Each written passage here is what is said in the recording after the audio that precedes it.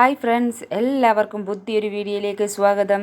നമുക്ക് സോയാബീൻ പയർ കൊണ്ടൊരു കറി കണ്ടാലോ? ചപ്പാത്തിക്കും പൂരിക്കും ഒക്കെ വളരെ ടേസ്റ്റിയാണ്. നമുക്കാദ്യം ഇതിനെ ഒന്ന് ഓവർനൈറ്റ് സോക്ക് ചെയ്യാനായിട്ട് വെക്കാം. എന്നിട്ട് നല്ലപോലെ കുക്കറിലിട്ട് ഒരു 5-6 വിസിൽ വരെ നമുക്കൊന്ന് വേവിച്ചെടുക്കാം. അതിനുശേഷം ഒരു ചട്ടി അടുപ്പത്തേക്ക് വെച്ച് അതിലേക്ക് വെളിച്ചെണ്ണ ഒഴിച്ച് കടുക്, പട്ട, ഗ്രാമ്പൂ, ഏലക്ക, ജീരകം, 2 ബേ ലീഫ്, പച്ചമുളക്, പിന്നെ ചെറുതായിട്ട് അരിഞ്ഞ സവാളയും കൂടെ ചേർത്ത് നന്നായിട്ടൊന്ന് വഴറ്റാം. എന്നിട്ട് 2 തണ്ട് കറിവേപ്പിലയും സവാള ഒരു ബ്രൗൺ കളർ ആകുമ്പോൾ ഇഞ്ചി വെളുത്തുള്ളി പേസ്റ്റും കൂടെ ചേർത്ത് അതിൻ്റെ പച്ചമണം മാറുന്നവരെ ഒന്ന് വഴറ്റി കൊടുക്കുക. എന്നിട്ട് മഞ്ഞൾപ്പൊടിയും മല്ലിപ്പൊടിയും മുളക് പൊടി അതുപോലെ ഗരം മസാലയും കൂടെ ചേർത്ത് നമുക്ക് നന്നായിട്ടൊന്ന് മിക്സ് ചെയ്ത് കൊടുക്കാം.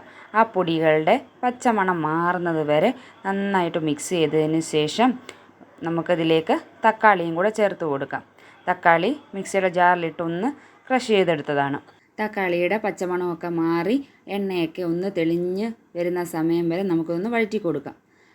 നന്നായിട്ട് വഴറ്റിയ ശേഷം അതിലേക്ക് നമുക്ക് വേവിച്ച് വെച്ചിരിക്കുന്ന പയറും കൂടെ ചേർത്ത് കൊടുക്കാവുന്നതാണ്.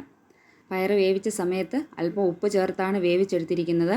എന്നാലും ഈ സമയത്ത് കറിയുടെ ഉപ്പൊക്കെ ഒന്ന് നോക്കിയിട്ട് ആവശ്യമെങ്കിൽ അല്പം ഉപ്പും കൂടെ ചേർത്ത് കൊടുക്കാം.